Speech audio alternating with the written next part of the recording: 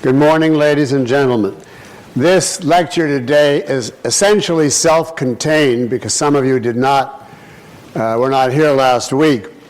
But there will be occasional brief references to last week's two lectures that I gave, and also to the rest of the course, which won't be given today. I suggest you'll be able to follow the essence of what I'm saying, 99%. Without those. But if you're really interested, I suggest you take the whole course from beginning to end, of which this is lecture 3. Now today we're going to start looking at the processes by which physicists rise beyond the simple generalizations accessible to children or primitives. How do great scientists, who are to be our guides here, perform the feat of rising from level to level of the hierarchy of gens? Gens is what I use as a brief shortcut to generalizations because it's too long a word to keep repeating. Now the answer, how do great scientists do it? The answer is complex. For a while, it is continuous with our cognitive development in pre-scientific life. But real science begins with a special distinctive method of its own, experiment. Experiment. Now here's my definition of experiment in the scientific sense. Quote, the method of establishing causal relationships by controlling variables. The method of establishing causal relationships by controlling variables. In essence, the scientist is confronted with a certain effect, an event, a condition, whatever, that he wants to understand or explain. He first hypothesizes all the relevant factors or variables he knows, all the ones that can be suspected as possibly the causal agent at work. Now note that he may not hypothesize that a given factor is relevant arbitrarily by whim. A factor qualifies as relevant only if he has some reason to suspect it. A reason based on the knowledge of causes and of gens which he has already reached. In other words, a reason based on the cognitive context he already has.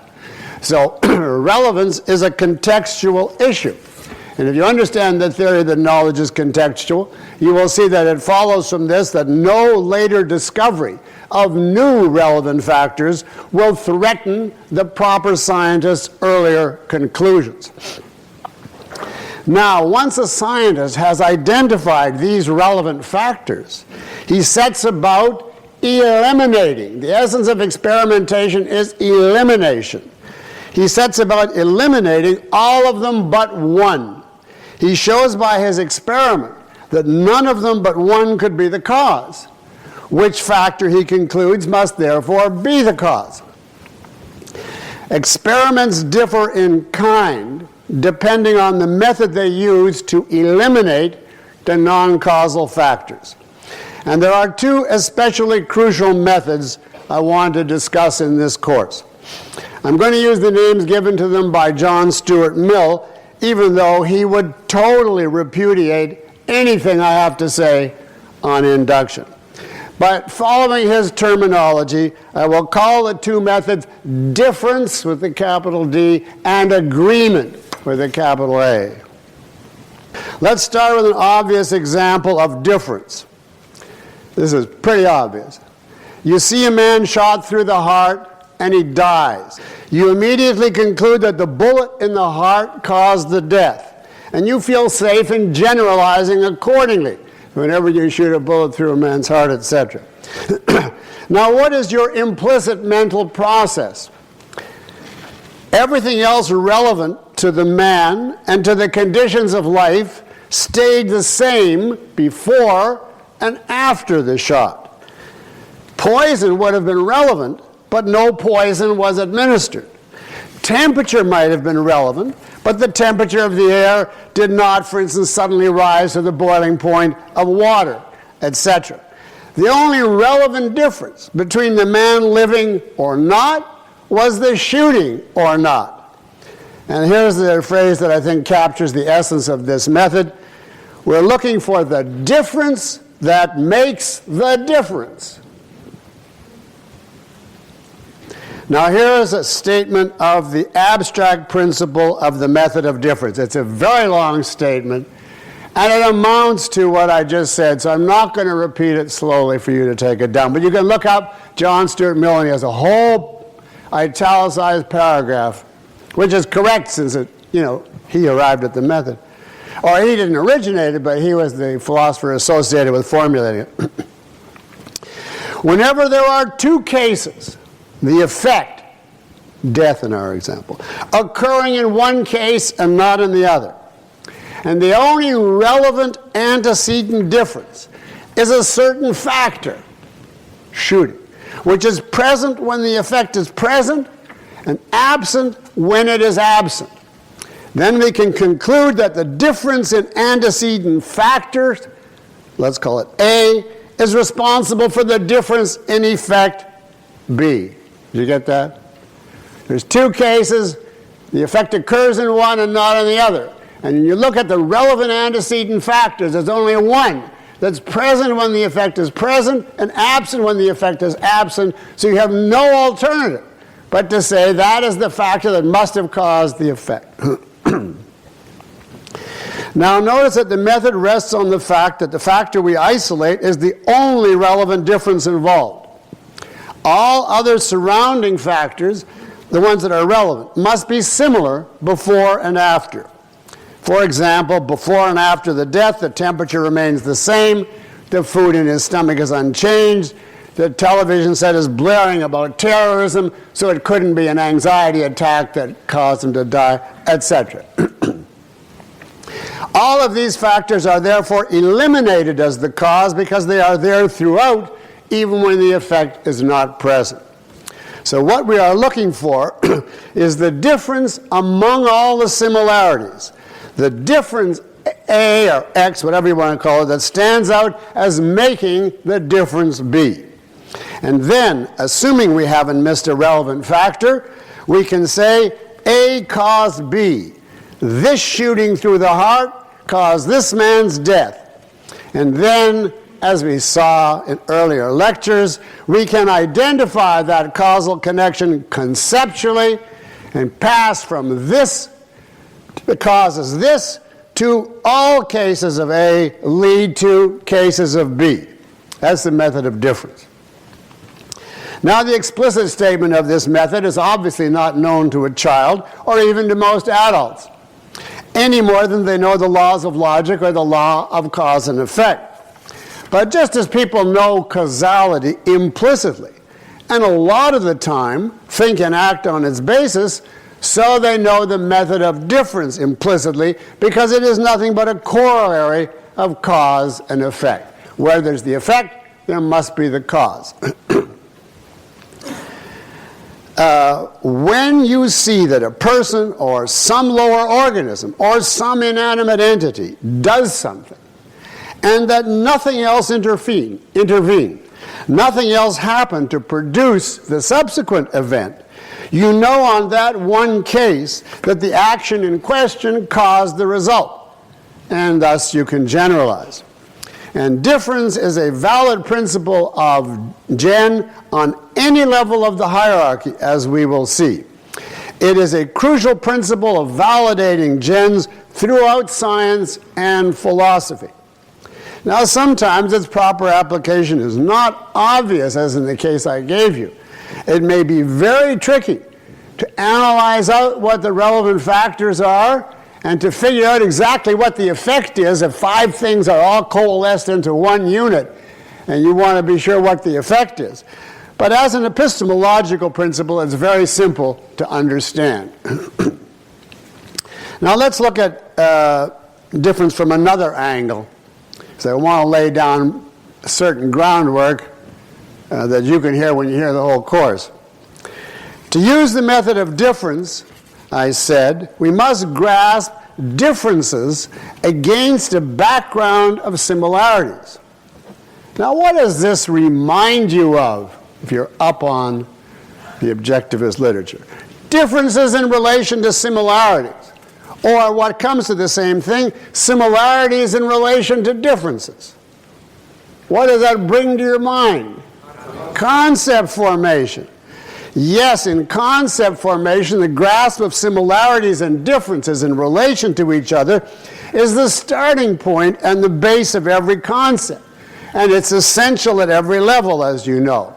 We see certain things are similar as against something else, so we can unite them under one word. Well, now on the level of gens, we are saying that the grasp of similarities and differences in relation to each other is also essential, but this time in a causal context. Now, why do you think these two are so alike? Concept formation and generalization formation. And the answer is very simple but significant. Because generalization is nothing but a form of conceptualization. And where else can our consciousness start in reaching concepts and conceptual conclusions except, where can we start? Except by observing that certain things are similar to or different from other things. As soon as we enter into the field of established relationships, there's nothing we can do as our start except say, yes, no, similar, not similar. There's no more primary place to begin in establishing relationships. So it's hardly a surprise that the very type of relationship which makes possible concept formation also makes possible the grasp of causal relations and thus of generalizations. Now notice here a confirmation of a point I have often stressed. The validity of induction has nothing to do with the number of instances one observes. Rather, induction depends on the proper grasp of differences and similarities in a causal context. And that one can do often on simply one case. The parallel here is that you don't need to see dozens of tables to form the concept of table, nor does that help you form a clear concept and valid concept of table. All you need is two, in contrast to a chair. In other words, enough to grasp the necessary pattern of similarities and differences. Now, one last point on difference. Since all generalizations, first level or later, are implicitly statements of causal connection, and cause and effect, as we know, means that an entity of a certain kind acts in a certain way, it follows that all generalizations are ultimately reducible to a statement of that kind. An entity of a certain kind acts in a certain way. No matter how on the surface it may not look like that, that is what its meaning is. For example, take the generalization, the sun rises in the east and sets in the west, whereas the North Star does not. Now here let us say we're early in our development of knowledge and we don't know what the underlying causal factors are. Nevertheless, the generalization as we state it still implicitly relates an entity to its form of action. And our statement amounts to something about the sun is different from the North Star, and that is why it behaves differently. And then subsequent science is to find out what is the difference in these entities. So the method of difference leads to gens, which are reducible to statements connecting a certain type of entity with its mode of action in certain circumstances. All right, let's look now at the method of agreement. A second method important in identifying causal relations and therefore invalidating gens. Agreement is also the use of a pattern of similarities and differences to identify a causal relationship. But here we seek to discover similarities among several cases, leading to similarities in effect. You see the contrast. In difference, we seek differences that make a difference. In agreement, we seek similarities that make a similarity. In this case, we are looking for a single relevant similarity present in a number of different cases, which leads to a similarity of effect in those cases. So in pattern, the cases of a certain effect, B, and we can have two or more instances, agree, that's the name, agreement. These cases agree in having relevant antecedent factor A, and that's all they agree in. That's the only relevant factor. Therefore, in this case, A must be causally related to B. And therefore, the generalization, A leads to B. Now take our example. You see the two methods. If we observe the difference between shooting a man and not shooting him, and the effect of this difference, alive or dead, that's the method of difference. But if we then shoot 2, 3, 4 more men the same way, and each time the man dies, we say the thing in common among the antecedents in all these cases is the shooting, and then the death. I.e., the only relevant factor they agree in is factor A, and they agree in the effect. So A must be the cause of B. Now here, the other relevant surrounding factors must differ if they're relevant. And so each of these can be eliminated as unnecessary to the effect. So as long as the shooting occurs, if we're going to tag that as the cause, one man, say, has cancer, but another doesn't. So we eliminate cancer. One is furious, and the other is happy. So we eliminate emotional mood, etc. So here, in essence, we find a similarity against a background of differences. Now, agreement is an invaluable supplement to difference, and it too is a corollary implicit in causality. And in its case, too, notice the number of instances is irrelevant. What counts is the grasp of a uniquely effective similarity. In ordinary life and in science, and in fact at all levels higher than the perceptual level, these two methods work hand in hand. Typically, a scientist will observe a difference making a difference, thus isolating some X factor as causal. And then he will observe that the X factor alone is present in two or more of the observed cases of the effect. So you have difference and agreement confirming each other. And of course, it can work the other way as well, with the agreement being discovered first. Now notice that the conjunction of these two methods, which is excellent as a process of knowledge reinforcing knowledge, is not strictly necessary. Either method alone, properly performed, is conclusive. Now, as an aside, and just to be historically accurate, I want to note here that Mill himself identified 5 methods, 5 experimental methods, so that means 3 others. But in my opinion, the other 3 are all variations of what I've said so far. One of them, for instance, is concomitant variations.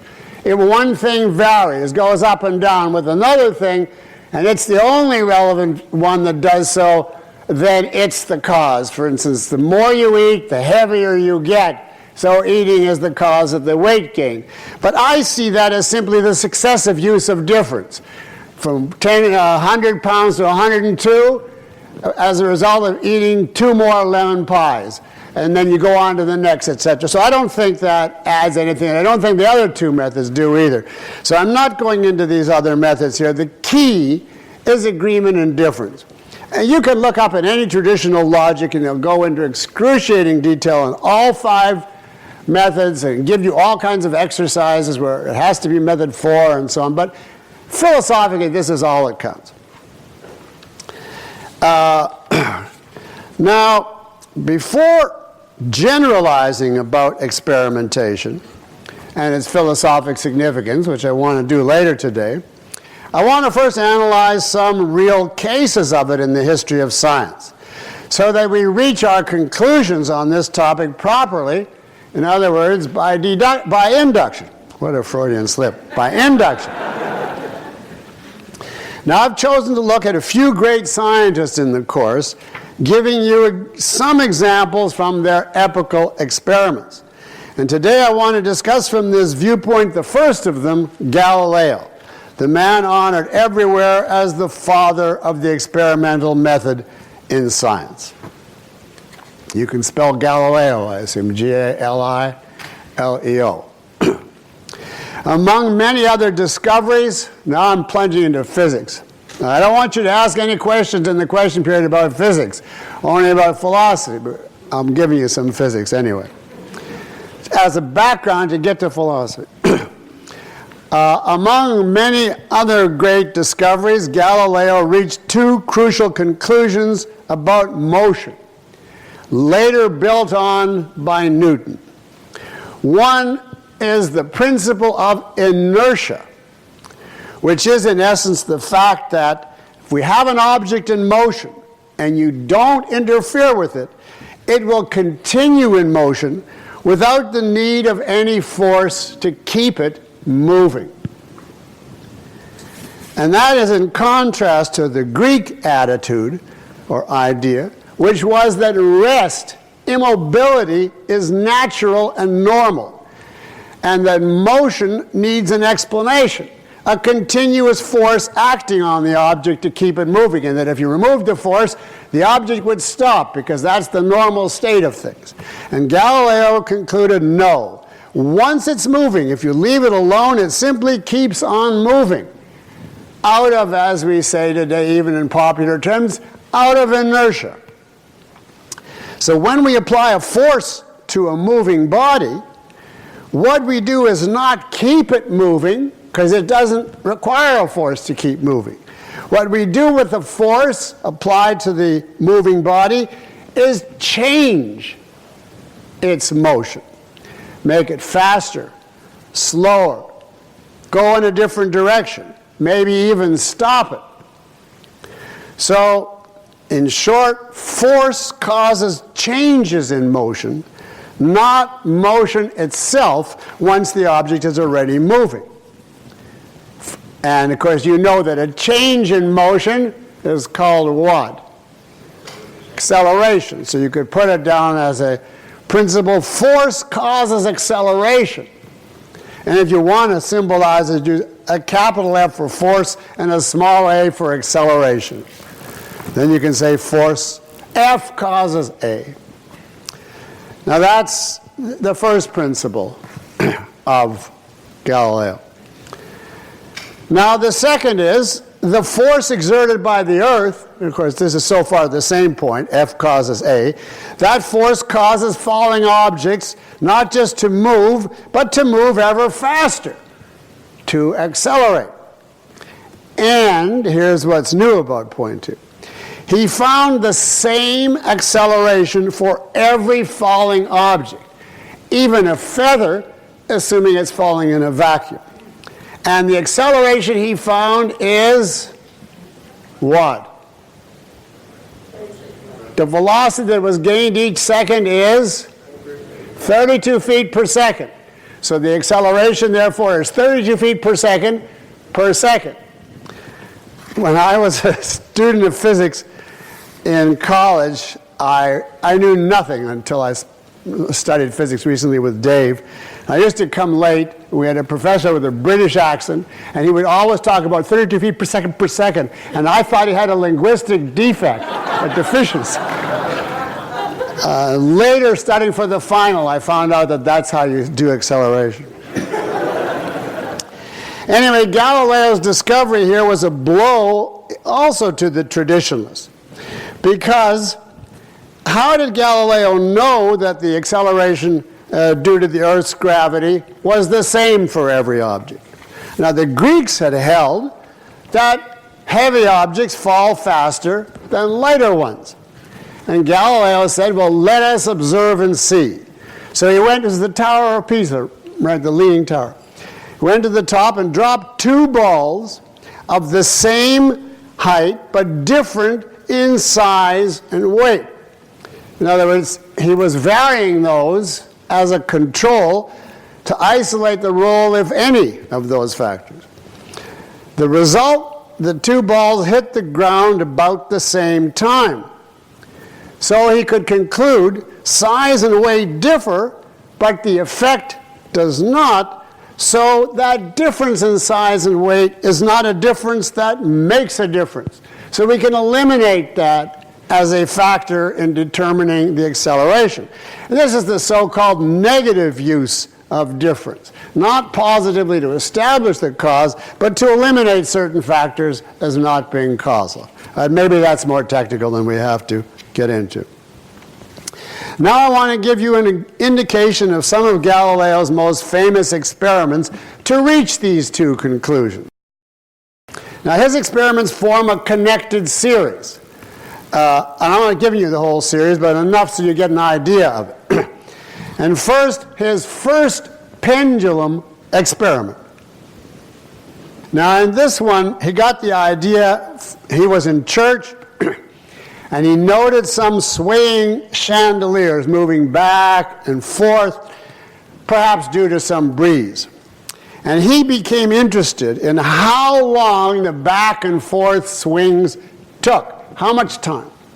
Now, Dave pointed out to me that this is very revealing of the character of Galileo, because he's in church and instead of listening to the sermon, he's timing the chandelier swings. So now you imagine a chandelier blown by a breeze. This is the perpendicular and is blown, say, 20 degrees from the perpendicular. Well, once it reaches that point, it will move back down and then up the other side and so on, back and forth, back and forth. But gradually, owing to air resistance and friction, the chandelier will damp. In other words, it'll rise less and less with each back and forth movement. So at one point, say, instead of going 20, it's now going only 15, and then it's only going 10, until, if we assume the breeze died down, until it finally stops. You must have all seen pendulums do that and come to a stop. Now, let's say you're interested in how long it takes for the chandelier to complete one back and forth movement. In other words, it's up here at 20. To go from 20 all the way to the other side and then all the way back again. Or from 10 all the way to the other side and then back again.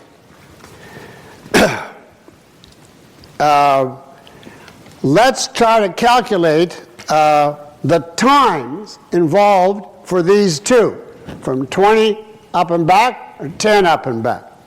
Now, if I asked you to guess, many of you, I'm sure, if you're like me, would think like this, just naively, without any further knowledge.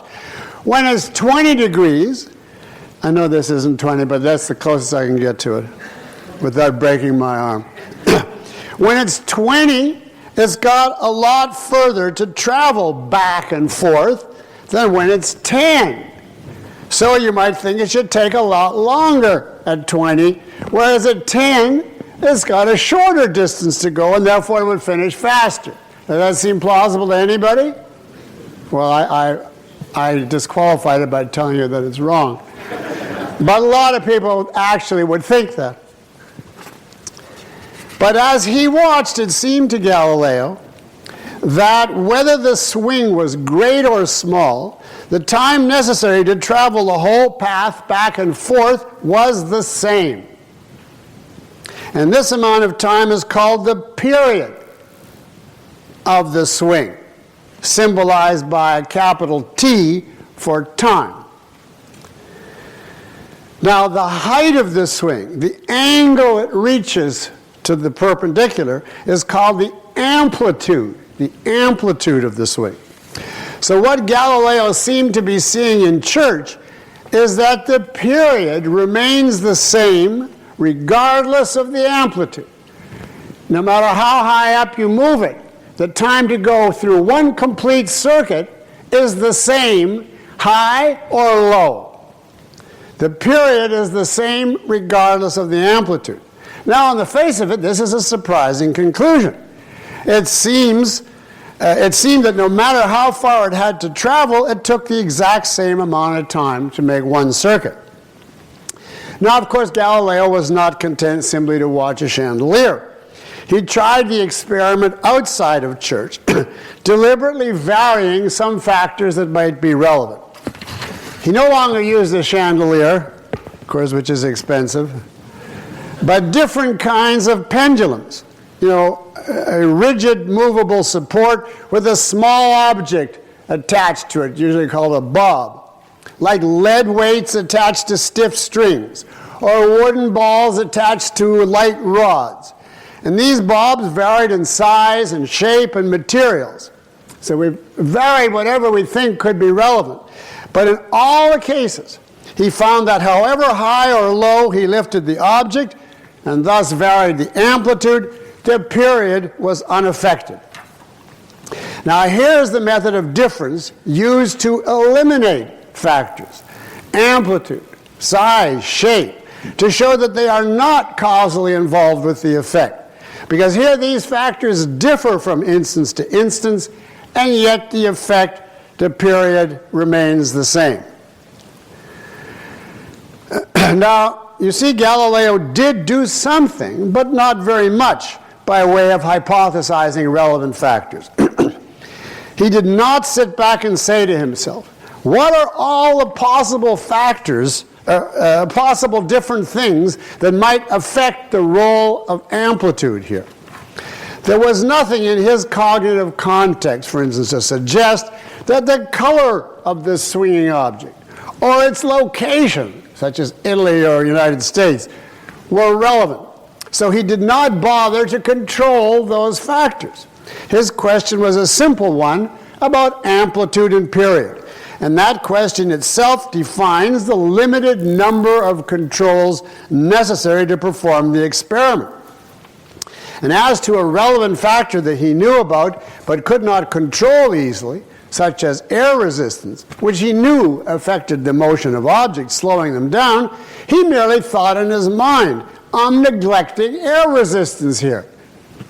And that he can reach a conclusion without a grant from the federal government. Now, contrast this with a situation in which there were early, maybe even first-level perceptual gens known to us that suggested significant differences among objects moving in air if they were red or green, Italian or American. Then, of course, Galileo would think at once of holding such factors constant if he wishes to isolate the effects of amplitude. But the point is that no such factors had been observed by mankind in thousands of years. In other words, he had a causal context for his experiment. Knowledge earlier gained about motion in general. And he knew that all those factors are irrelevant given the context. So therefore, he knew that all he needed is some kind of pendulum he could start off swinging. So on a mere handful of examples, he leaped at once to a gen and did it with complete validity and certainty. Now, this is typical of great scientists. They do not sit around and agonize like philosophers of science do, bewailing the fact that there are hundreds of possible influences on the subject matter, and therefore that they are trapped in an unknowable universe with only some degree of probability available to them at best. Like other great scientists, Galileo never entertained the arbitrary. If he had no basis to say, for example, that color might be a factor, he refused to say it. And thus the small number of instances necessary for valid induction, and the amazing to the uninitiated speed with which scientists seemingly jump to major general conclusions. But this is in fact not jumps, but entirely valid inferences, because the scientist has a context of knowledge for his experiments, which specifies what is and what is not possibly relevant causal factors.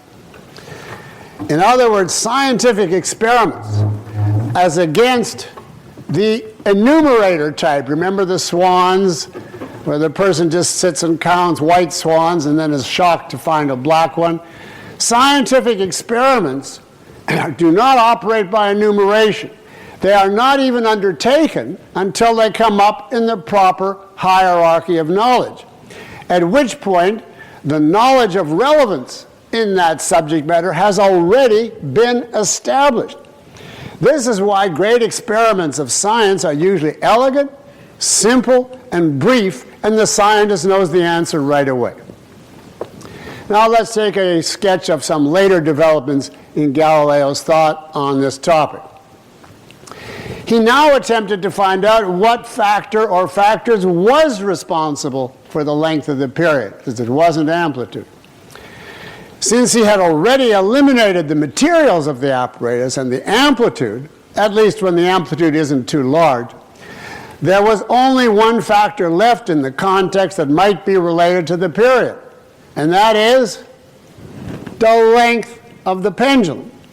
So he proceeded to another experiment. And it's a development, as you see from the first, and this is very typical. It started with one experiment which suggests another and another and another.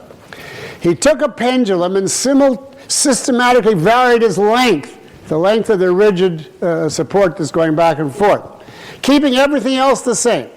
In other words, he controlled everything relevant and varied only the length of the string or the rod, from the top of the pendulum, the length to the ball or the bob attached to the bottom. And each time, with each new length, he determined the amount of time it took for the pendulum to swing one full time back and forth, to and fro. In other words, he asked, and by his setup, forced nature to answer. That's what an experiment does. It extracts an answer from nature to a specific question. He forced nature to answer the question, how is the length of the pendulum? I'm going to make a capital L for that. Length, L. How is the length of the pendulum related to t, the period? Now, both of these quantities he could observe and measure, the length and the time. By the way, he did not have, our current watches, and so he himself had to create an early water clock which measured time intervals by the amount of water flowing steadily from a large container to a small one. And this enabled him, since he could see very small amounts of water, to measure small time intervals with an accuracy actually of better than 1/10 of a second. And of course, sometimes he used his own pulse as a steady beat to measure time intervals. This was the method he used in the church. Now you see here the method of difference. If the length alone differs, he's asking, what is the effect on the period? Any differences in the period must be caused by differences in the length. It's the method of difference. Now you might think a priori that the length, like the amplitude, had no effect on the period. But no, it did. Or you might think that the period increases proportionally with the length. In other words, the time doubles when the length doubles. The period doubles when the length of the pendulum doubles. See, that would seem to be plausible, right? But it's not true. He found a very surprising result, which I don't think anybody could have guessed. And maybe Dave could have, and anybody else. Namely, that L is proportional not to T, but to, who knows this? T squared. T squared is a T with a little 2, and the upper right, and it means T times T. L, the length of the pendulum, is proportional not to the size of the period, but to the size of the period squared. For example, just to pick numbers arbitrarily to show you the pattern, and I'm assuming the simplest possible proportion here, you might get numbers like this. If the period is to be 1 second, then you need a 1-foot pendulum. But to get a period of 2 seconds, you need a length not of 2 feet, but of 4. And to get a period of 3 seconds, you need a length of 9 feet, etc. See, the t squared. Now, this is certainly a surprising relationship. The angle swept out by a pendulum is irrelevant to how long it takes to make a circuit. That's the amplitude issue. But the length of the pendulum is essential to how long it takes, and in a very unpredictable way. Much larger increases in length than expected are necessary to produce comparatively modest increases in period. Here again you see the confident speed of the great scientist. And you see as the experiment's conclusion a higher level gen. L is proportional to t squared. You know how to do proportional? It's, how would you describe that? Like a Christian fish, is that?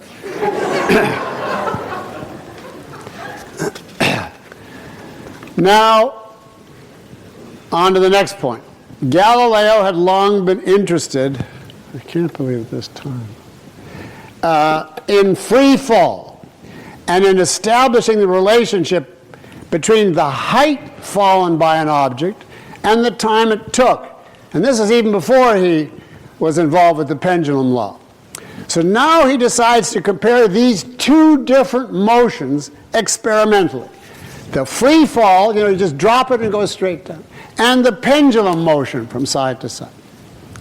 And this is what he did. He lets one object fall freely from a certain height, which he has measured, and simultaneously lets a bob of a pendulum fall from the topmost position of its arc down. And he wants to see if there's any observable relation between these two motions. And he tries, of course, pendulums of various lengths and lets the bob swing from its high point to its low point. What fraction of a period is that? 1/4, because it doesn't go up, back, and up again. It just comes down. So he lets the bob travel 1/4 of a period. And he puts a piece of board at the bottom so that when it hits the low point, it causes a distinctive sound. And at the same time that he releases the bob, he drops a lead ball in free fall, which also makes a distinctive sound when it hits the ground.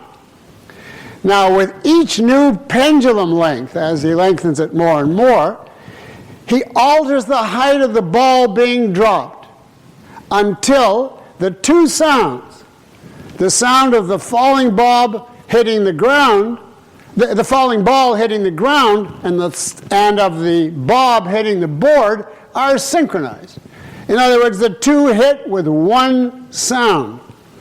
This gives him a relation between the height traveled in free fall during a certain time interval and the length of the pendulum required for the bob to fall to the bottom in that very same amount of time. Now, as I said, he does this for many different pendulum lengths, and he finds that there is a definite relationship between these two quantities. If the two sounds are to occur simultaneously, then as he varies the height of the pendulum, the distance the falling ball travels must vary in direct proportion to it. And this is just simply a fact that he observed that you wouldn't predict in advance.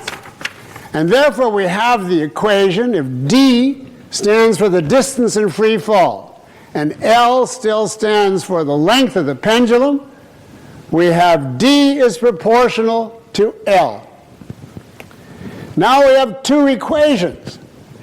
And as we'll see subsequently, perhaps not so much today, physicists characteristically combine two equations that they got from observation and come up with all sorts of unexpected conclusions.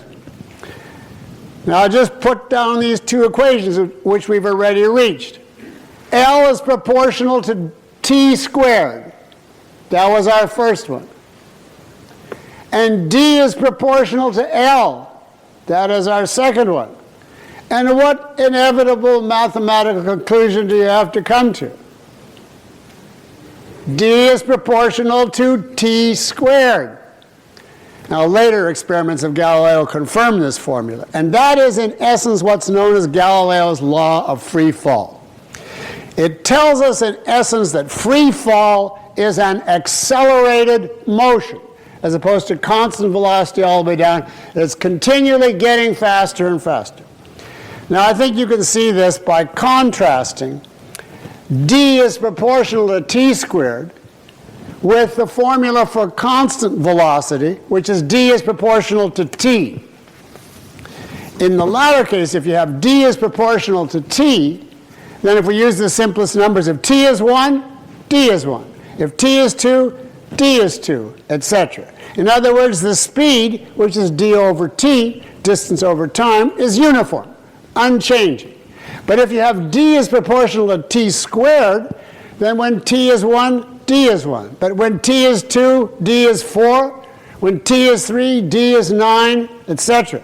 In other words, d over t, the velocity is increasing. The object is moving ever faster, is accelerating. So now he has established from these experiments that free fall is an accelerated motion. D is proportional to t squared. Now, so far, we just have a proportion between these two quantities. We don't have any absolute equals value yet. For example, d is proportional to t squared. It might be the case that d equals 2t squared, or d equals 4t squared, or d equals 2,000 t squared. All of these would come under the general proportionality that d is proportional to t squared. But with later experiments, Galileo was able to determine accurately the absolute numerical value of the proportion. If you measure distance in feet and time in seconds, it comes out to be d equals 16t squared, which is Galileo's full law of free fall. And this means that after each second of its fall, the apple or any other falling object is moving 32 feet per second faster. That just follows from the equation d equals 16t squared. In other words, the acceleration due to gravity is 32 feet per second per second. And that is the famous number discovered by Galileo, the constant acceleration due to the Earth's gravity. And it was such a crucial number to help establish and verify Newton's subsequent discovery. All right, so we have a constant acceleration for all falling objects. But now add to this the fact that Galileo also learned from experiment that when a ball rolls horizontally with no component of falling, no acceleration occurs. Here, on that level of the horizontal motion alone, d is proportional just to t. That's a constant velocity. So that's what we called inertia. It just stays the same. And he tested this experimentally also. Among other ways, I think we mentioned this in an earlier lecture, by rolling a ball across a flat level ramp. And he found that indeed the ball continued rolling along without any change in speed. So here was a suggestion of inertia.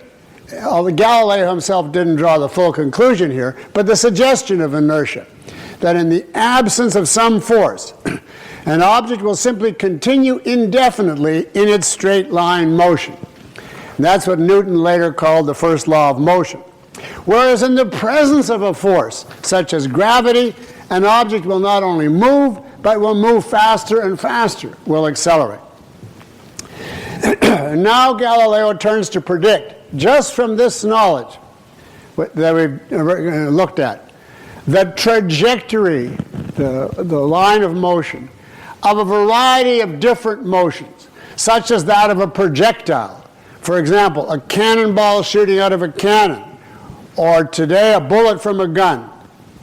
Now he knows that such motions are mixed. And he's the first ever to know that they have two components. The force of gravity, once you release the bullet, is accelerating the object downward, in accordance with the formula d is proportional to t squared, while in accordance with the law of inertia, the object is moving horizontally at constant velocity, in accordance with the formula that d is proportional to t.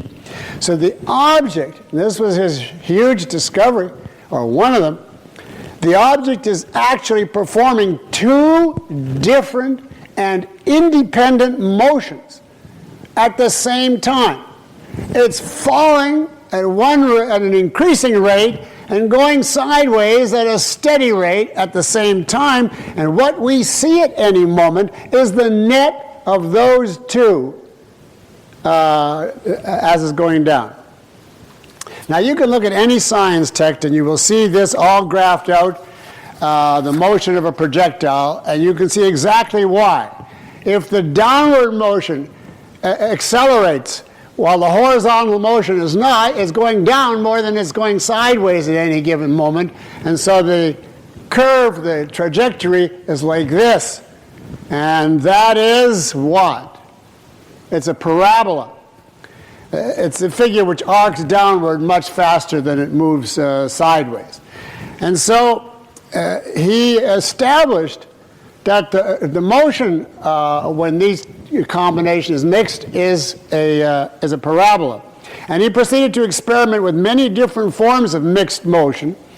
One of his most famous experiments being to roll objects down narrow wedges and trace the paths of their fall after they left the wedge. And in every case, the motion was a parabola, just as he predicted.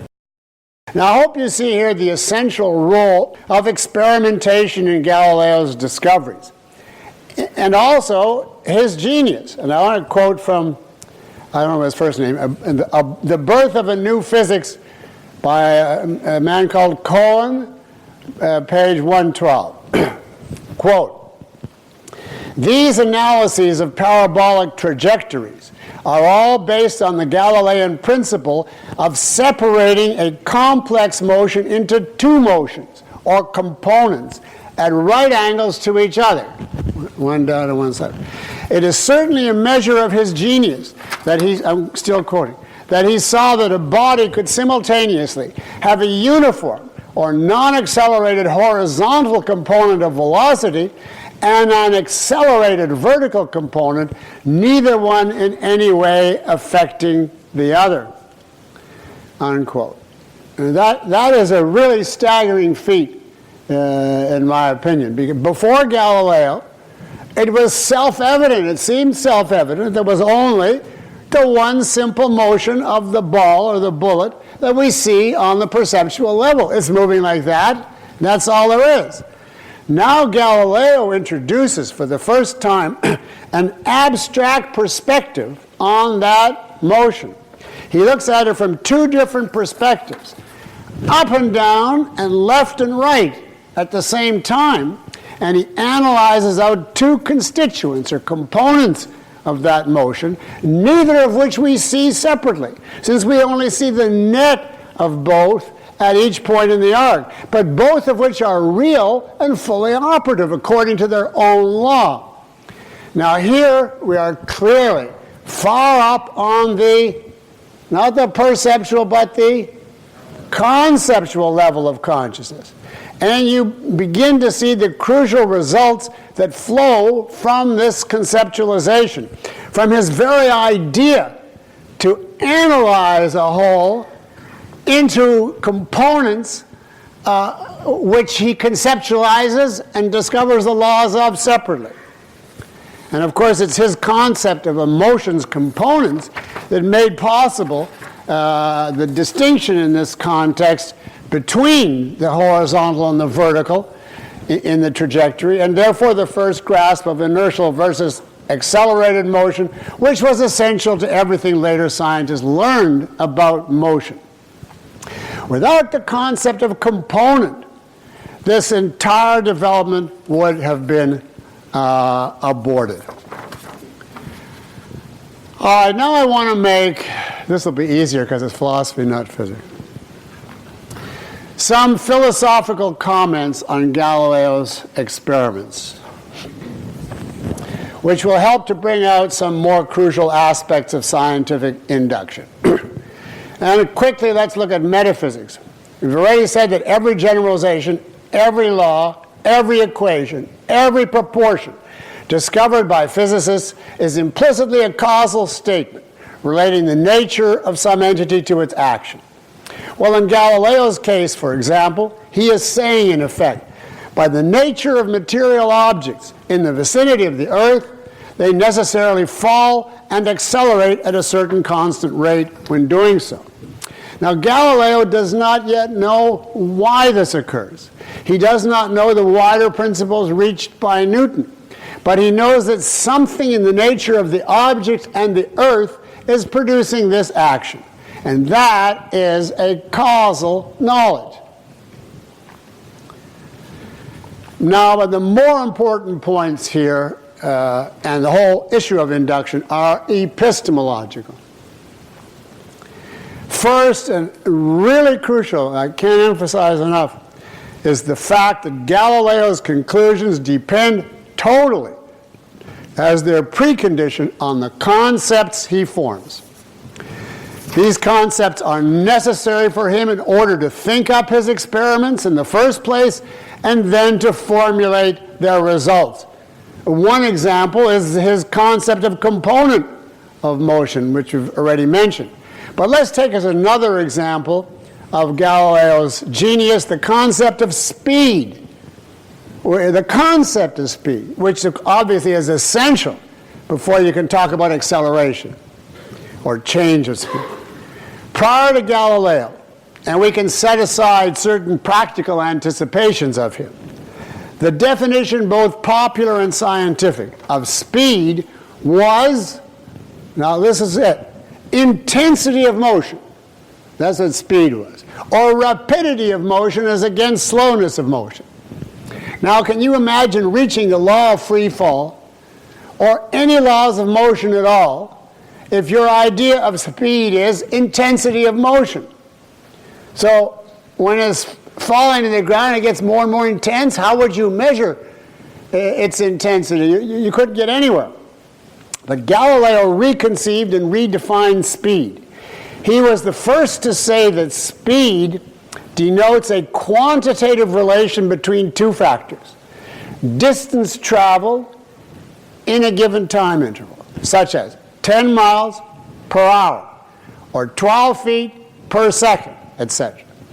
Only this concept of speed makes possible all the generalizations that scientists can now make about speed or velocity, and therefore all inductive knowledge about acceleration and about the force that causes it, etc.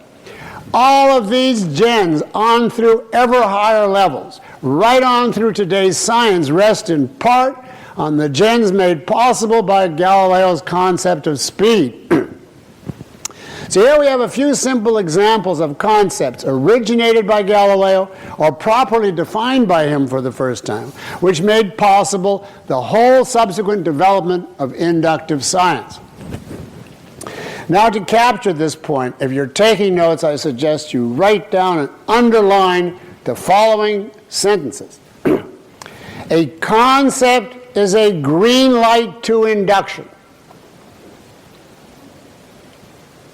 A concept is a green light to induction. A concept is what makes induction possible and necessary. A concept is what makes induction possible and necessary. If you have a properly formed concept, I'm using the file folder. If you remember Ayn Rand's analogy, a concept's like a file folder in which you put all your knowledge of that category. If you have a concept which unites concretes by clearly defined essentials, then you know at once that any attribute you discover by study of some instances, you know that that attribute applies to all instances.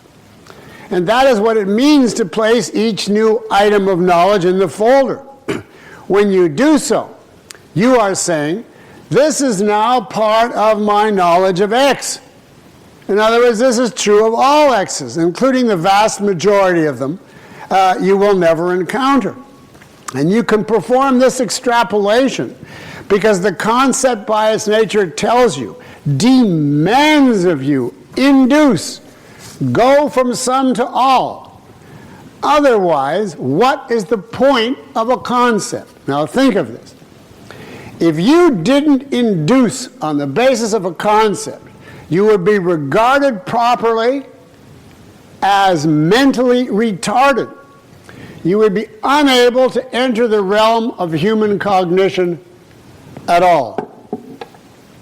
The most you could do with your concept in such a case would be to apply the name, for instance the word man, to the next referent, the next man, as he goes by. But you could not apply any of the knowledge you've already gained about man, the knowledge in your file folder. So you would be like an ignoramus confronting each new object from scratch. Suppose, for example, you start as a child with the early definition of man as a thing which moves and makes sounds. And then, let's say, by further observation of specific men, you discover that when men make sounds, they're communicating messages to each other. And when they move, they are doing it purposefully in order to satisfy certain desires.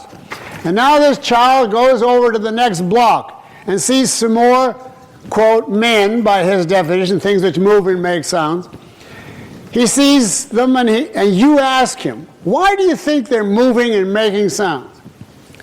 And he answers, I have no idea. I've never seen these particular men before. Now this would be an example of holding a concept minus induction. And if you met any such child, you would not write him off as lazy or even brainwashed, but as subhuman, as diseased in some major way. Maybe he's got some malfunctioning brain.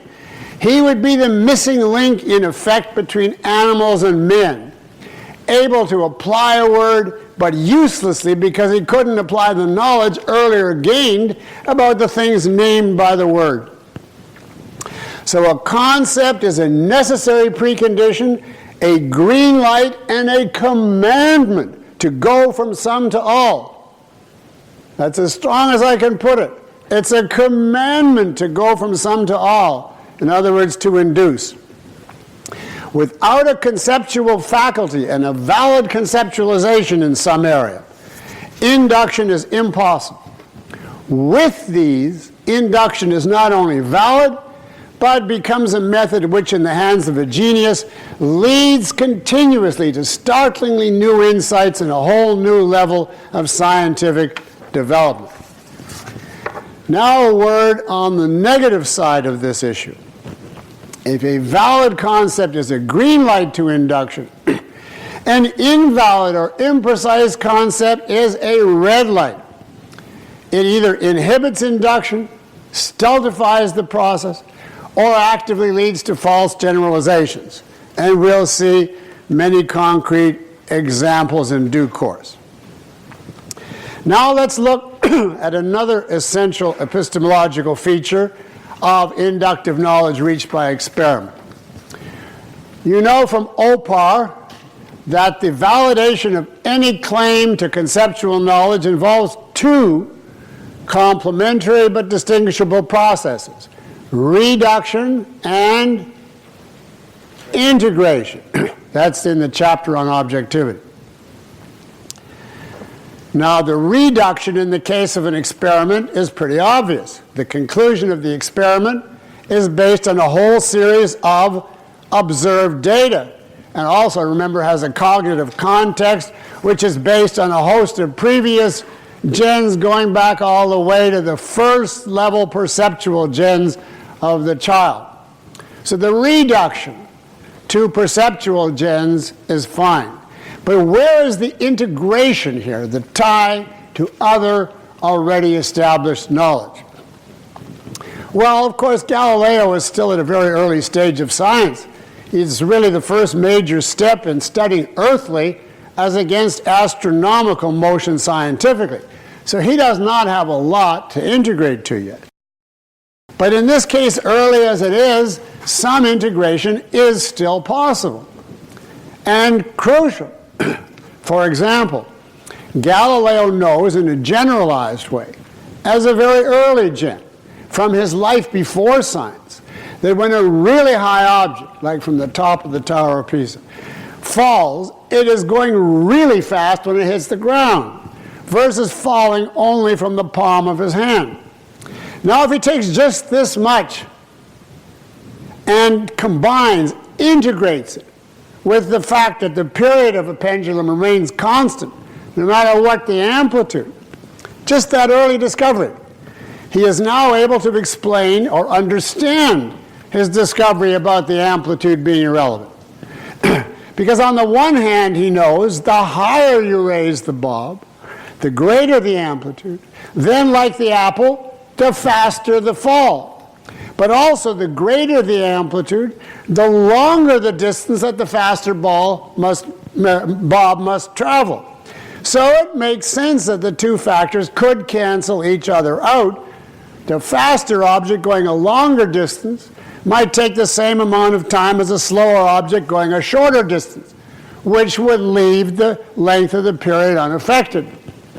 Now, this is certainly not Newton's explanation of Galileo's discovery, but the point is it is a valid explanation in its own terms in that context, and it is an example of integration, in this case between an obvious gen of ordinary life known by almost everyone and an experimental and unsuspected conclusion. So our integration here supports our reduction. Nor is this all. Galileo's series of experiments are important, not only as leading him step by step to his ultimate conclusions, but in the same process as mutually reinforcing each other through continuous integration. All of them, including several quite different experiments that I didn't mention, tie together and point to the same conclusion. So the initial pendulum experiment is not merely an isolated item of knowledge. And note that the integration among Galileo's various experiments consists in part of him seeing the same principle at work in different forms, the principle that emerged as the law of free fall. So the method of integration here was same cause in a variety of experiments, same effect, constant acceleration. And what is that method? Similarity leading to similarity, that's agreement. Now let's consider a last example of Galileo's integration. A major grand-scale example, his integration of the principle of inertia with the heliocentric revolution of Copernicus. You know, heliocentric means we go around the sun rather than the other way around. Before Galileo, many objections to a heliocentric theory were considered self-evident. This was news to me when Dave told me, and then I couldn't answer them when I heard them. For example, it was said, this is the tradition, as before Galileo said, if the Earth is moving through space, then when you throw an object up into the air, it should come down in a different place, because the ground has moved while the object was up in the air. So that seemed to me to make sense. Or it was asked, why isn't there a strong wind on the ground as the Earth moves through the atmosphere? See, so they had some plausibility until Galileo came along. And Galileo had, of course, a brilliant answer to all of these by integrating with his principle of inertia. He says the whole system, planets, atmosphere, rising, falling objects, is moving as a system, owing to the principle of inertia, which keeps them all going out of inertia, and which applies equally to all aspects of the system. So therefore, it's not true that the object stays in the air while the Earth moves under it. Now, this is the crucial integration of inertia with Copernicus. And that brought all Copernicus's data under the principle of inertia, nullified many of the earlier objections to Copernicus, and was essential to the validation of Copernicus and the further development of science. Now, integration is essential, and I've explained this in OPAR, not because one of Galileo's experiments by itself was less than certain, but because no element of knowledge, however well reduced to perception, can qualify as full cognition until it has been integrated to whatever extent possible into the rest of our knowledge. Consciousness, being conceptual, is an integrating faculty, and the inducer, therefore, must integrate like everyone else before he can call his product knowledge. Now I want a word of warning here to any rationalists, not that we have any. I know I'm going over. Marianne went over. The process of induction does not consist in grasping some gems from experience and then sitting back in an armchair and just doing some thinking. Doesn't consist of just generalizing from the first level and then generalizing with your eyes closed from that, etc. Observation is not merely the beginning of science.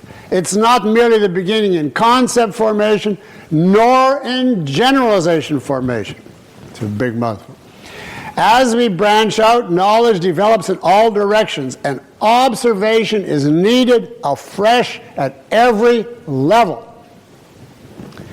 Sense perception always remains our only direct source of information about reality, even when we operate on the highest conceptual level. At every point in the ascending process, we must remain in direct contact perceptually with reality, constantly depending on further observations of our own and those of other investigators. Galileo did not do his first experiment and then sit down and quote reason for the rest of his days. On the contrary, one experiment suggested another, which he performed and observed the results, and then generalized again, and then combined two generalizations, which suggested another possibility, which he then proceeded to check out by observation and experiment. The details of this process are not relevant to us today, but the principle of method that he used is definitely relevant. You can rise to higher and higher levels only by continuous observation and integration with other information as you go. So to put the point negatively, and in contrast to some rationalists, sense data are not a, quote, jumping off point to enter Plato's world of forms. It's not that you get a few observations and then you take off into the stratosphere and you just deduce from there. Now I have one last large topic today. This is the last lecture, then you get to go home. After you get to hear Lisa and then go home. That was favorable. Topic in regard to experimentation. And I want to point out to you, just as a fact without discussion, the omnipresence in the whole issue of quantitative relations, mathematical equations, measurement, numbers. And this is true in at least 4 different ways, which you can number 1, 2, 3, 4. 1, the concepts used by a scientist must be defined in terms susceptible to numerical measurement. The concepts used must be defined in terms susceptible to numerical measurement. An example is speed in terms of distance over time, both of which are measurable, versus speed as intensity of motion. A concept not open to measurement cannot play a significant role in science.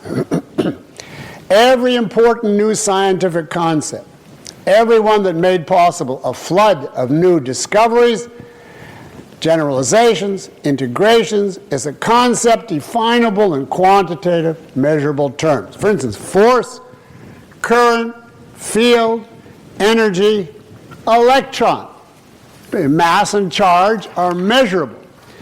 Imagine what you would have without quantity in regard to conceiving an electron. It would amount to a little bit of matter that gives a big push or pull to certain other bits. I mean, that would be the dead end. You couldn't go anywhere. 2. That was the concept underlying the experiment. The actual procedure of the experiment consists in the taking of measurements.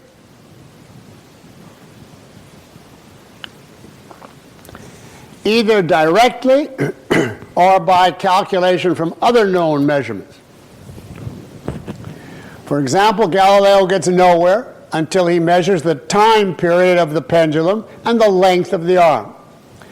He cannot establish d is proportional to t squared, or g, the acceleration owing to gravity, is equal to 32 feet per second, or anything else in mechanics until he can identify the quantitative amounts of d, t, a, whether by direct simple measurement or some more complex process.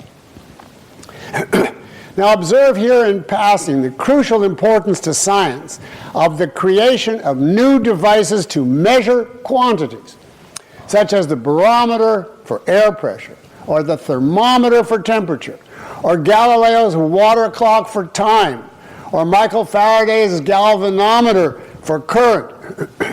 Without such devices as these, none of the experiments involving these variables would be susceptible to measurements, and thus none could have been thought of or conducted. Observe also in this regard, sometimes the whole purpose of a key experiment is not to reach a law or equation at all, but simply to take a measurement that no one earlier had known how to do, which then leads later to momentous consequences. For instance, Newton's measurement of the length of light waves, or J.J. Thomson's measurement of the mass-charge ratio of the electron. So the taking of measurements. And now 3. The results of an experiment.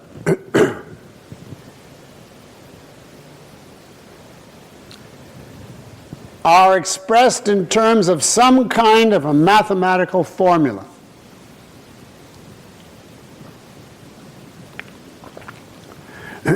Which might be an equation, a proportion, and there's other things. But for example, A equals 32 feet per second, an equation.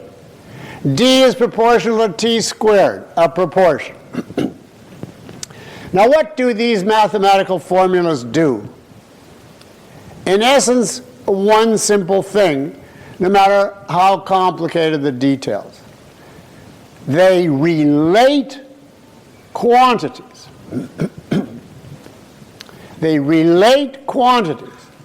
They bring together in a defined relationship numerically specified amounts. What, after all, is an equation? Take x equals 2y. Well, we don't know yet what x and y is, but just purely mathematically. Equals tells us one side equals the other, is of the same amount. Each side represents the same number as the other. Now, parenthetically, I want to strike down those people, if any, who would like to say that in order to be precise, you should say that the law of identity should be rewritten as A equals A. That is ridiculous. A is not a quantitative statement. It is not a mathematical equation. It is a way of symbolizing a thing is what it is, which is infinitely wider than anything to do with quantity. But leave that aside. That really irritates me. But leave that aside.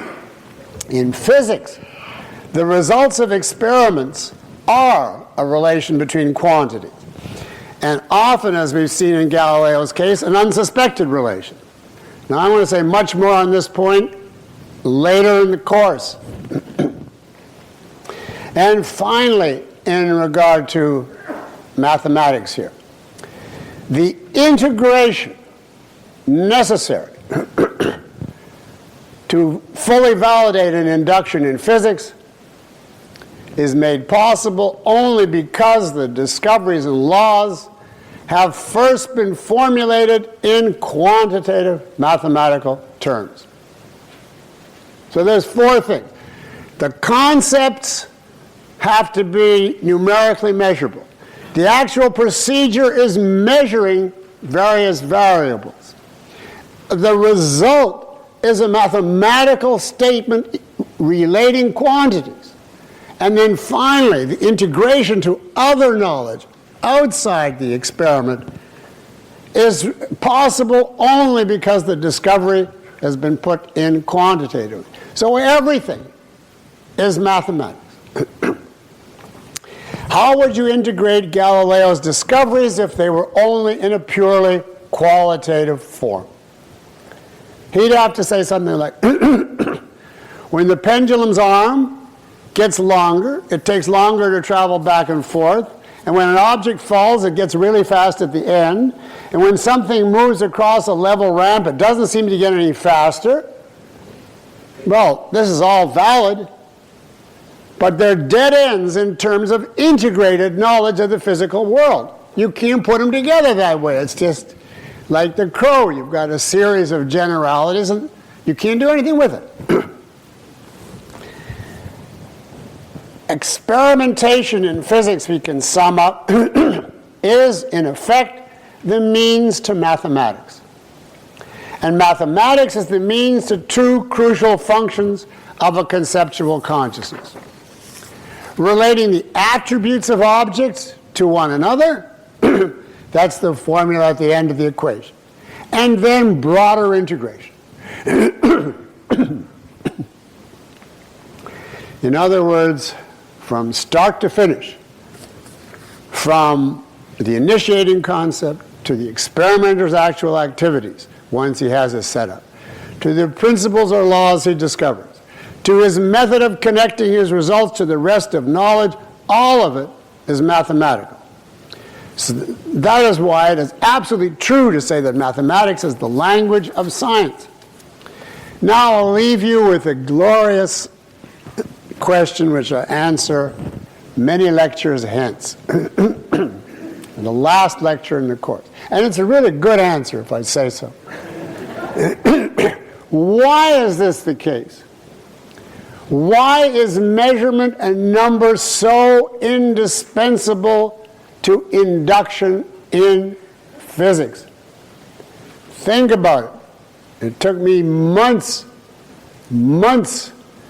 and ransacking Dave Harriman's brain to come up with what I think is a really good answer, which takes you to the real heart of what is induction and how does it relate to the nature of human consciousness.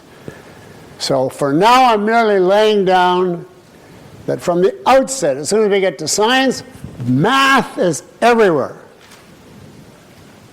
And for today, that is it. Thank you very much.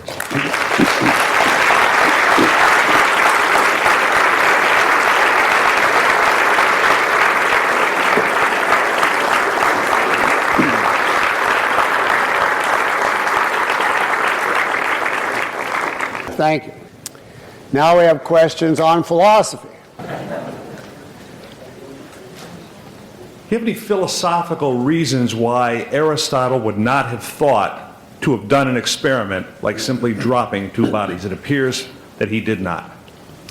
The best I can say in answer to that is that it's often been noted that action is a characteristically modern attitude, and that motionlessness is a characteristic Greek attitude. For instance, Aristotle's God is the immovable mover, and he's complete perfection because he doesn't move.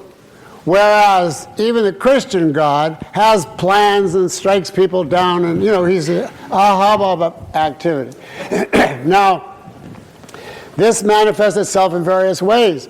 The Greeks discovered certain industrial devices. I believe they had the steam engine, or the Romans did. Not the engine, but what Watt discovered? Heroes experiment. Yeah. And it was just a curiosity to them. It never entered their mind to transform their whole way of life. They had the idea, this is something interesting, but the way we live is fixed. It doesn't alter.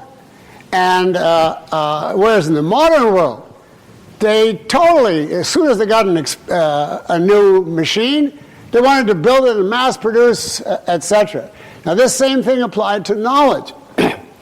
In Greece, there was very little experimentation, because experimentation is the active intervention, saying to nature, I don't care what you want to tell me, I'm going to hold this and that constant and extract. That's why I used that word, which is eminently the modern attitude, the active attitude. We even say something is active, it's good, whereas passive and motionless is bad. Now, but for the Greeks, that is just not the way they came at things. Their attitude was, motion is a sign of imperfection, because you're moving purposefully to improve your condition. So if you really hit the jackpot and were 100% good, you wouldn't move anymore, because there's nothing more to get. Whereas we are so strongly on the idea that there's so many things still to get, and that perfection, even within objectivism, consists of the motion to get them. And I think that is a fundamental cultural difference. I think Aristotle did do a lot of observation and some experiment, but it didn't have the category in his mind. As the whole civilization changed, and in that one way, very much for the better epistemologically and ethically from ancient times till now. And there are people, who yearn for the time of Greece when everything was serene. There weren't constant changes. Like Marxists who criticize our... or James Taggart is a perfect example. Not all this cutthroat competition and everything changing and so on. But it's just interesting, the words that we use that have a positive connotation, activity, dynamic, and so on. Whereas all that for the Greek, they would want to hear passivity, motionlessness, static, would be the good thing. That's the best I can do to give you a deeper answer. In other words, even the obvious to us was historically generated and was not obvious, that you should go out and do things rather than just go around and collect what you observe. Now I see our time is up.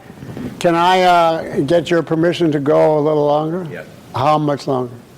15. Okay, 15. I just wanted to clear up what may be a misunderstanding, but I want to be sure. Toward the end, you said you said that experimentation in physics is the means to mathematics. Did I understand that correctly? I said that correctly, but I maybe overstated it. What I meant is, it's the means to establishing mathematical relationships between quantities, Sure. not just to the subject of mathematics. Okay. And then those relationships are what enable you ultimately to connect all of your knowledge and to explain what you're doing and to make use of the physics.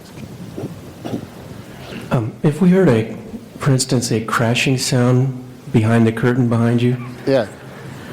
I asked a similar question yesterday to David Harriman. Well, if he didn't answer it, believe me, I'm not going to. No, he did. Would we be allowed to conclude, or must we be allowed to conclude that sound was caused by entities? No. I mean, somehow, somewhere, but not necessarily by entities behind the curtain falling. It could be, for all I know, cosmic rays emanating from an as yet undetected ether on the other side of the galaxies. And it just happened to strike the curtain in such a way that it made that sound. I wouldn't know even if I looked at it, let alone if it's behind my back. Somewhere, there must be entities acting. But whether they're acting behind a curtain, I have no clue. But if entities are all that we've ever perceived, and that's all that we know, does that give us any special standing to make a conclusion About entities? about what made the sound? Well, I said, in some form entities must be involved, but not necessarily entities behind the curtain. There is such a thing as rays or whatever. Now, you want to break that down into particles which are entities. I don't think you can necessarily do that, because the ether may not be particulate. Now, the ether would be an entity. It would be a something that does something, but it may not be made of particles. But there's no use asking me to speculate about that, because I don't know anything about the ether. All I'm saying is, entity is an extremely broad term. And all we can do is say, within the things we know, these are entities, these are attributes, these are actions, these are relationships. And when we find new entities, we'll worry about it then, because we can't imagine it in advance. I'd like to make reference to something you stated. You said a concept is what makes induction possible and necessary. Yeah. If you have a properly formed concept, then you know at once that when you find an attribute of some instances, you can properly attribute it to all instances of that concept. I know what you're going to say, but go ahead and say it anyway. You might. I'm wondering, then you gave an example of someone, like a child learning about adults or man, and the fact that he went from one block to the next and didn't make the same conclusion, and you thought he'd be kind of nutty if he didn't make the same conclusion. Right? Do you remember that example? Oh, very well. Yeah. Okay. So I'm wondering, what if the child grew up on a block where all the men wore black pants? Okay. Wore black pants? Black pants. Yeah, like okay. white- He like went to white- this other block where they didn't wear the black pants, and then he failed to make the conclusion. What would you attribute that to? A poorly formed Well, concept? what conclusion did he fail to make? Oh, that, well, remember, in your example, Just tell me, what's the wrong conclusion? wrong conclusion. Oh, the is one he that- missed. The wrong conclusion is that, well, these aren't the same men, so therefore I can't conclude what they're doing when they make sounds. Well, now, wait a minute. You are ascribing to this child a very bad method of inducing. You're assuming he's the swan type. And he just walks around and sees black pants, so he concludes all men wear black pants. That is ridiculous. Even a child knows that you get undressed. And then when you get undressed, you're still what you are. You're still mommy or daddy, perhaps with some surprising features. But the pants are no part of it. The pants go in the wash, and you don't go in the wash. The pants can be thrown out, and you're not thrown out. So, I mean, any kid with a brain knows that that is not an essential. So, I mean, only a professor of philosophy would have the problem. I've only seen people with black pants. My whole thing was, if a concept is validly formed, okay? It occurred to me as you were talking, I got thinking about the mind and that it might be somewhat like a computer, that at the base of concept formation was a simple on versus off. Could you talk about that? Or is that in any way valid? Well, I struggle to play word games on a computer, so to make epistemological analogies, you definitely have the wrong person. The only thing only on-off that I recognize is being in focus or not. That I can see as a definite on-off. But if you're thinking of the ones and the zeros, is that what you're thinking of? I don't know enough about it. If anybody here knows about computers and understands that question, I've finally reached the stage that if the screen is black, it's because the plug is out. I wouldn't be able to help you with that. But maybe someone here you could go to afterwards. I know there are objectivists that know that. I'm just not one of them. I think you mentioned this sometimes, so I'm not going to even say that you did it, but maybe you can answer it here. When the Founding Fathers had their concept of man, they didn't ascribe the same type of rights to slaves. And do you think that they made a crucial error in the same way that a child who would say, well, you've got black pants and you're not really a man? It's not the same way. Okay. They made a crucial error, but an error which was understandable in their context, because they looked at one civilization versus another. And they saw that European civilization was extremely advanced, etc., and that the African civilization was extremely primitive. And one had freedom and enlightenment and so on, and the other was barbaric. And they drew a conclusion that there are two different types. In effect, the intelligent, self-sufficient, enlightened type of man, and the type that is of a lower order that can't be dealt with. That can't be brought past a certain point. This is obviously a mistake, but they had never had a case in history where someone from what was considered the barbaric or primitive areas were subjected to civilization, and then you could see that they were all the same. So they made a subdivision. This goes way back before the Greeks, but Aristotle, for instance, believed in this. Believed in slavery because he thought there were two types of men. Those who had a dominant intelligence and were self-sufficient, and those who could take orders but couldn't think of an initiation on their own, and he thought those two complemented each other. This has been a view from the very beginning, from the fact of observing that there are these two broad classes of men. Bar is Greek for the Persians, means foreigners, barbarian. It means those in the inferior countries. Now you can say that's a mistake, but this was a mistake based on what seemed like massive observation. And they didn't know as nearly as much about anatomy, physiology, etc., to say, well, they have both the same brains and the same nervous system and the same, physical constitution, and they both are using concepts, and they both have free will, so it has to be an issue just of learning and development. They didn't even know those things. So even in the study of the entity, they were working with a primitive concept of man. And so to them, the obvious thing was to make a division between two types of men. Okay. The same type of thing is between men and women. Because for a very long time, in all civilizations, women were so occupied with childbirth, and weakened from it, etc., that they basically stayed home, and the idea of a woman going out to have a career was just not heard of. And it was just taken for granted that she just has the mentality necessary, for sex and child raising.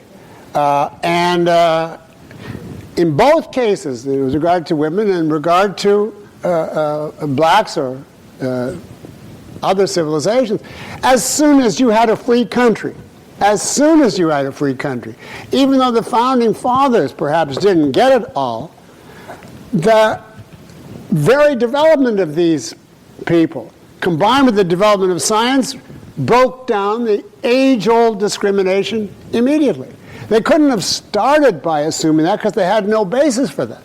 But by making it free, it became obvious that every race, the whole idea of the melting pot would have been impossible. And I'm certain, there's no doubt in the world that if Jefferson had known of the melting pot, they would have had the compromise with regard to slavery. And if the Greeks had known what came later, I don't think they would have had the homosexuality that was rife among philosophers, because they wouldn't have derogated women as a whole class. But these are simply, they're errors, but they're errors which become self-correcting, which, as all scientific error is, so long as you remain open to new observation. The reason it took so long is you needed freedom to release the potential of these other groups. And freedom took a very, very long time in coming, primarily because of the lack of reason, and people could deduce, so it comes down to the lack of induction led to wrong inductions and a long time before you could correct them. So that's not a threat to induction. Okay, thank you.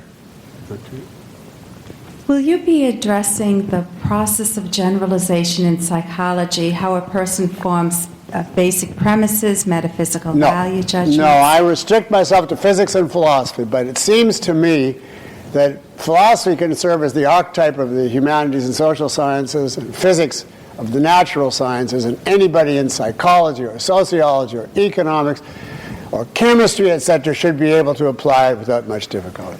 I don't know enough psychology even to generalize. So, When you form a first-line concept, first level. First-level concept, Yeah. like man is an entity that makes sounds, isn't there already implicit a generalization there that all man makes sounds, and then it's like a chicken and the egg? I am confused because it's like, No. what comes first? Well, man is The spiral. defined in that first situation. A first level concept, like man or like table, is actually, you don't put it into words because you don't yet know about makes sounds and moves. You're still at the level of man. So you have no generalization at that first level. You have simply a pointing and a perceptual grasp, similar as against this. Now later, you are able to identify that these similar things all move. And that you can call a generalization because you see some of them move. You see they have parts, legs, etc. And you can generalize then and make an I want to make a point. Generalization, if we're talking about induction, has to be explicit. There is no implicit generalization because we're talking about a process of conscious inference performed by scientists that should be performed by philosophers. So you can't say, well, if you have table, implicitly you know, etc., etc. We want to know when you can say all S is P. Okay? So that it's implicit is not good enough. So I guess we better make you the last one, Chuck. So this could be something profound? Poor Chuck, yeah. That's the second time, right? Yeah. You're making me pretty excited now. Actually, Ellen stole most of my questions, so I had to kind of formulate something right here on the spot after I got up. That's always good. Yeah. Yeah, so we have a lot of potential here. No, my actual question is, do you think that the lack of measurement in the social sciences, like psychology, is responsible for their lack of progress in scientific circles? In other words, the lack of scientific knowledge. Do you want an answer, a yes or no answer? I'd like a little more than that, but I mean, sure, I'll accept whatever you give me. No. Okay. I think that mathematics has some place in some of the social sciences or humanities, but not a major place as it does in the natural sciences. And in many of the humanistic subjects, no place at all. First and foremost, not in philosophy. So I'm going to actually uphold in the last lecture of this course that philosophy is inductive just as physics is. That mathematics is indispensable to induction in physics and mathematics is inapplicable to philosophy. How can I do that? Get the tapes. Thank you very much.